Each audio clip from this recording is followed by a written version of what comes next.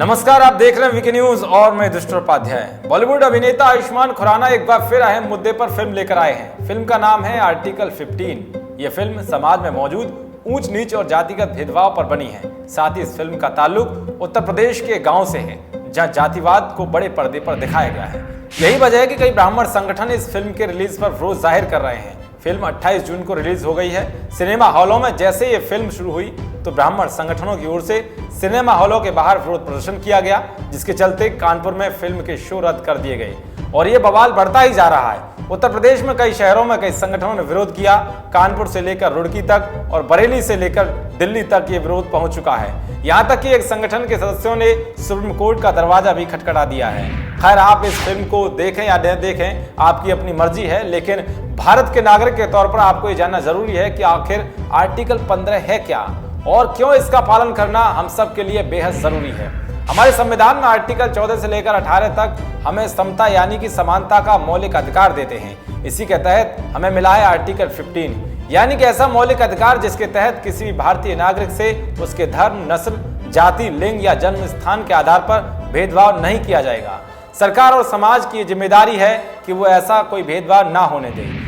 इन्हीं में एक है अनुच्छेद 15, जिसे ताक पर रखते हुए हर रोज कुछ न कुछ ऐसा हो रहा है जो ये दिखाता है कि संविधान में लिखी बात परवाह किसी को नहीं है। तो वहीं आर्टिकल 15 को 4 पॉइंट में बांटा गया है, जिसमें पहला पॉइंट कहता है कि किसी नागरिक के साथ धर्म, जाति, लिंग, जन्म स्थान या मूल वंश के आधार पर भेदभाव नहीं किया जा सकता।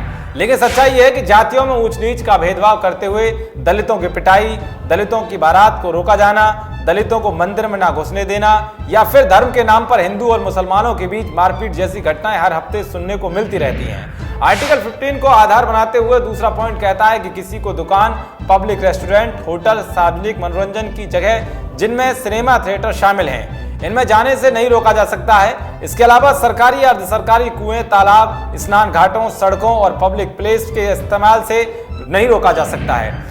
लेकिन आलम यह है कि कई बार लोगों के साथ भेदभाव करते हुए इन जगहों पर जाने से रोक दिया जाता है। आर्टिकल 15 के तीसरे पॉइंट में महिलाओं और बच्चों की बात कही गई है, जिसके मुताबिक राज्य महिलाओं और बच्चों को किसी तरह की विशेष सुविधा दे सकता है। लेकिन कई बार महिलाओं को विशेष सुविधा देने के मामले पर विवाद खड़ा हो जाता है।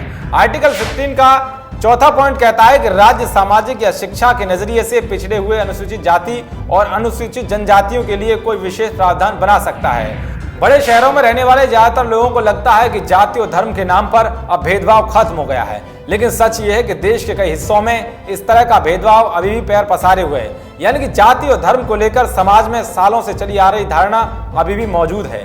आर्टिकल 15 फिल्म से जुड़ी ये जानकारी आपको कैसी लगी, कमेंट बॉक्स जरूर बताएं।